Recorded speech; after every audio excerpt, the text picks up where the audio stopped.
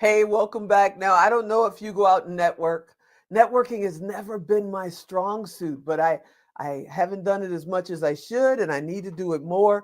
But the person that's coming up next, I actually met her at a networking mixer, I think in 1997, 98, somewhere back then. And we've been working together, hanging out. They are family now and a part of everything that we do.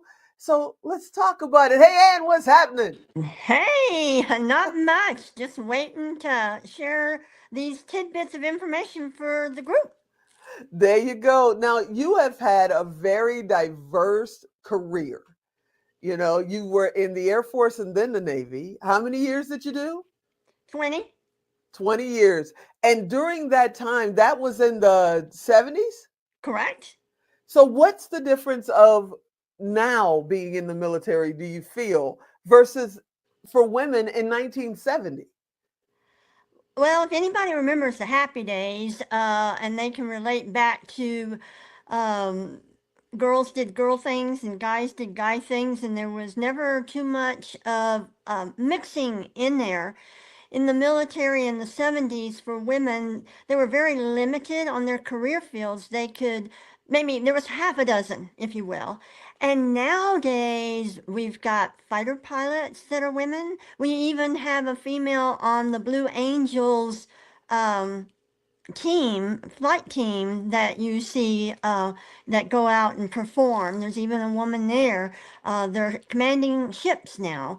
And so it goes from being very limited and having to virtually no upward mobility beyond just taking the test and scoring high. Nowadays, it's limitless, which is significant when you've lived through that. I remember my first day of boot camp like it was yesterday.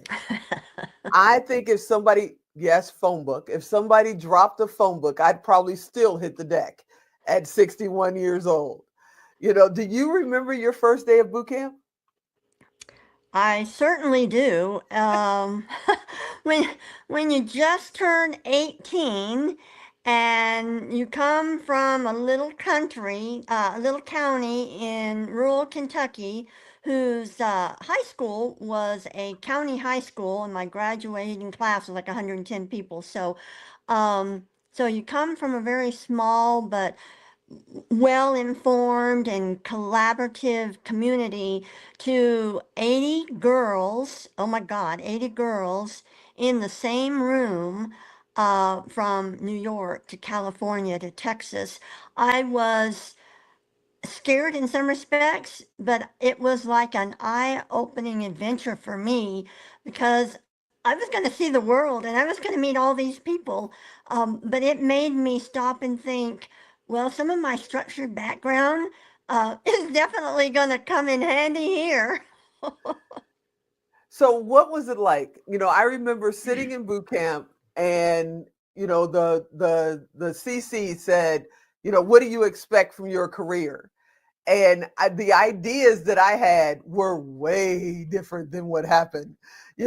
So when you were laying in that bunk that first night or that first week and you're going, okay, I'm going to see the world, I'm going to meet all these people, how much of that actually turned out to be real and how much of it was like, I thought it would be different?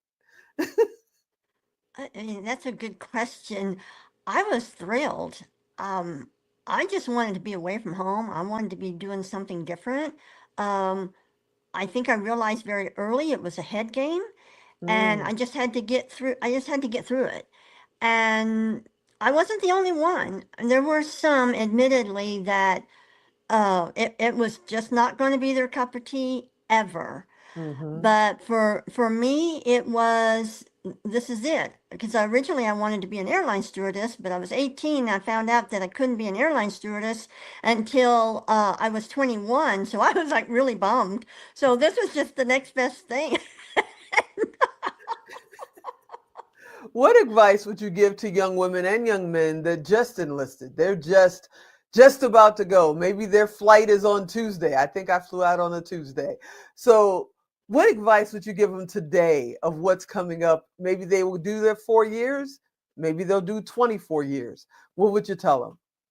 Well, it just so happens my grandson, who's turning 23 in a couple months, leaves the end of this month going to the Army Guard. And both Bruce and I said, just know that it's a head game. That the first 6, 8, 10 weeks, it's all about getting you to be a part of a team, because in some career fields, those people can be the difference between life or death, because they've got your back. So keep your head down, pay attention to what's going on. Know that once you get out of boot camp and go to school and get to a duty station, it's almost like any other job, with the minor exceptions like 24-hour duty and getting deployed every now and again. But it's just know that there's an end to that piece of it, the boot camp piece of it. Wait a second. You just said your grandson is going and he's 23. I met him when he was in a stroller. He's 23. Are you serious? Yep, yep. Wow, time flies. Okay, so you do 20 years, you got that military under your belt, and you decide you're going to go into corporate America. What was that transition like? Why did you do it, and how did it go?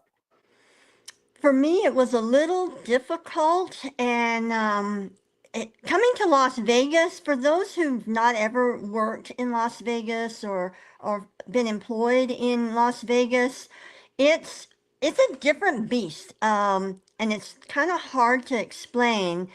The Before coming to Vegas, I was in like Minneapolis and a couple other places, in Denver, and getting you'd almost have a job offer, 3 job offers in a day after Mm, you've gone out on interviews.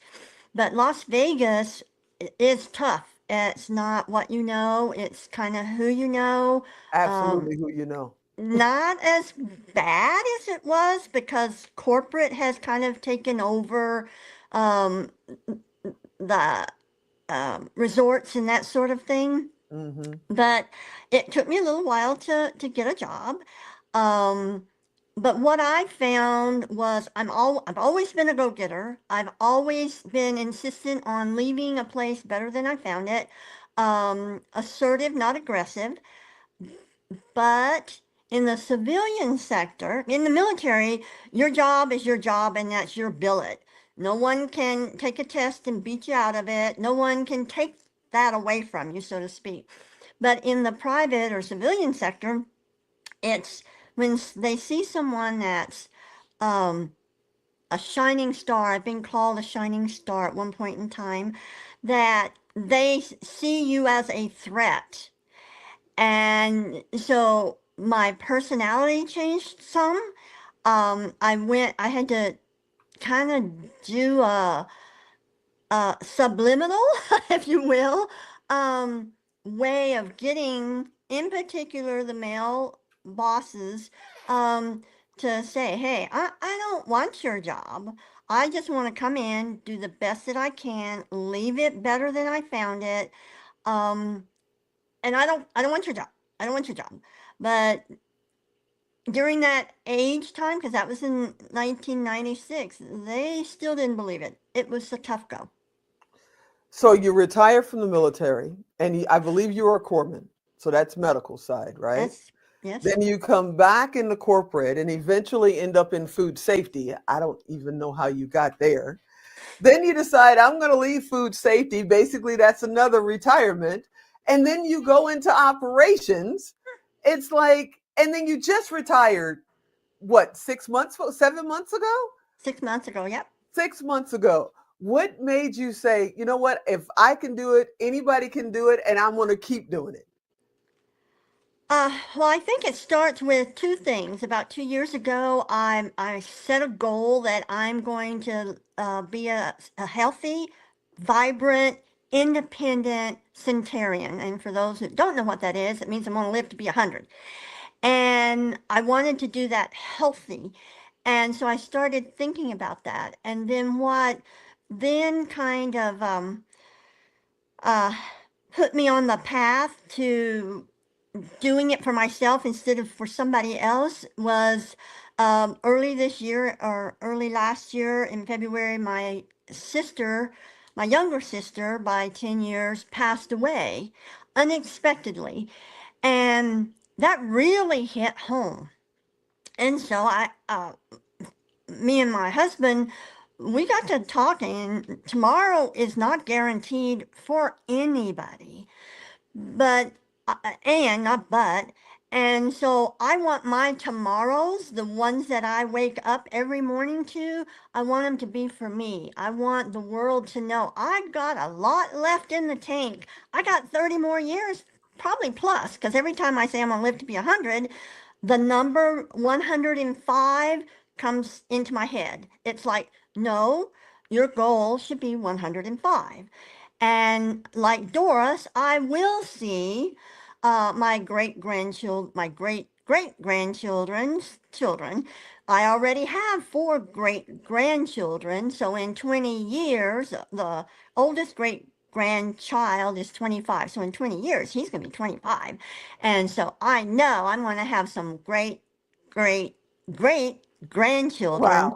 And I want to be an active participant in their life. And I knew the only way I could do that is making my contribution to the world and people um, something that is my passion, that feeds my dreams, that serves my purpose. Not too long ago, I'm flipping through Facebook, which I do every day, right? And as I'm flipping through Facebook, I have known Ann now for, since 1997. That's like 26, 27 years, right? Hmm. I think I know everything about Ann. I know what she loves to do, what she doesn't love to do. I love my brother Bruce. I know what he loves to do, motorcycles. I love what he loves to do, darts. I know what he doesn't love to do, but I see Ann with a hula hoop. Why is Ann hula hooping? Is I remember back in, now I'm 71, so I remember when the hula hoop first came from, I think it was Australia, is where it actually originated in, but I remember that, along with the original skateboards, by the way. And it was part of my health regime. I started working on my weights. I started working on bone density. I went through a nutritional program, which I shed 25 pounds, 25 inches, lowered my blood pressure, on and on and on. And I was introduced to that by Dr. Cara Dentley when her so I bought it, and it just became part of my routine. And I'm like, okay, if I can do this at 70, 71, anybody else that has a mind to can certainly do it. Okay, so earlier we were talking about um, doing military, then food safety, then operations. So there's three retirements. And then you decide, you know what, I'm not done. I want to show people how they can live healthier, how they can live happier. And then you had me come to this meeting. Mind you, you are family. I had no idea what this meeting was. And you said, hey, I need you to come here. Don't ask me why. I said, okay. You said, it's going to be about an hour and a half. You'll be fine. It's on a Saturday. I said, okay. I get there, and this lovely doctor standing in the front of the room says, who's never heard of us? Who's never done this? And I'm like, what brought you here? And she told me to show up. And she tells me literally to go in the other room and drop my pants and put this stuff on my knees, right? And I'm going, what kind of a place has Ann brought me to? And at that moment, it had been years since everybody, if you don't know, I have artificial knees thanks to the Navy and super arthritis and all that kind of stuff. And it had been years since I could bend my legs at a 45, straight up and down and just look at my shoes. And I was like, okay, what are we doing this for? So I go do it. I sit down. I'm like, this is interesting. You're going to explain this to me later. Why the heck am I dropping my pants in a strange office? And then you tell me, look down. About 15 minutes later, I'm like, what? So I look down and you say, look at your feet. And my legs are straight up and down. And it's the first time that has happened. And it's still that way. They are still doing the straight up and down thing. What got you into it? What is it? And am I going to another meeting sometime soon?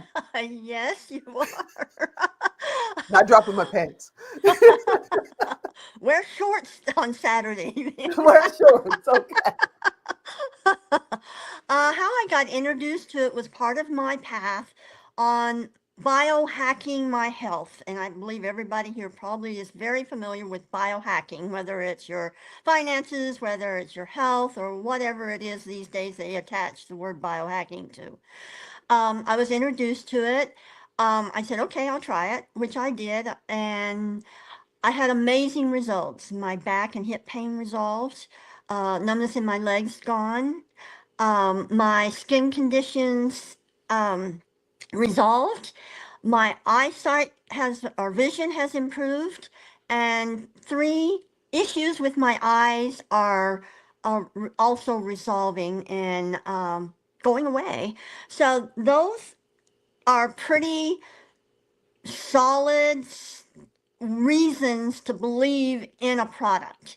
And Hmm. I had shared it casually with people and got some few people to take it, and equally amazing results, everything from neuropathy to allergies. And what it is, and I won't go into too much, is redox signaling molecules. Very simply put, one, your body makes them naturally. About puberty, they start petering out, as many things do. This company has found a way to stabilize those high energy, highly active molecules, stabilize them outside of your body so that you can now take them and bio replenish them by either drinking the drink, or in the case that you had, Teresa, was a gel that's actually made for as a cosmetic for your skin, but it had an additional benefit. And the meeting that you're getting ready to come to is a new product that focuses specifically on the genetics cells of inflammation and recovery. Yeah. Okay. So I'm going to another meeting, wear shorts. I got that. I'm going to another meeting, wear shorts. And who knows? I was getting my eyes tested. I have to I'm a diabetic and you have to go get your eyes tested every year. And I was getting my eyes tested. And the young lady, the young optometrist said, good news is you don't have cataracts yet. And I said, yet? And she said, oh, yeah, it comes with birthdays. You'll be okay. And I'm going, wait a minute, there's got to be a better way. You know, she says, yeah, no, don't worry about it. It's coming. It'll be fine. We'll do the surgery when you need it. I'm like, we're already planning surgery? What are you talking about? It's absolutely amazing how much really great stuff is out there that the traditional medical community either doesn't know or doesn't show, you know? So you're in your fourth career right now. I'm loving that you're there.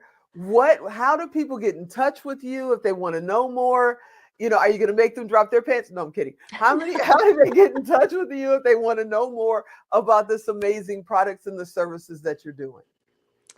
The fastest and easiest way would be to email me at info at annanders.com and just put Redox, Redox, in the subject line. I'll get right back to you. You're amazing. Thanks for, being my friend, being my family, always having my back and always coming when I call. Even in the middle of the morning at 4 o'clock a.m., I can call Ann and say, guess what? And she'll say, hold on a minute. Let me get my glasses and my notebook. You are absolutely amazing. Thanks for hanging out with me today. Thank you. Thank you.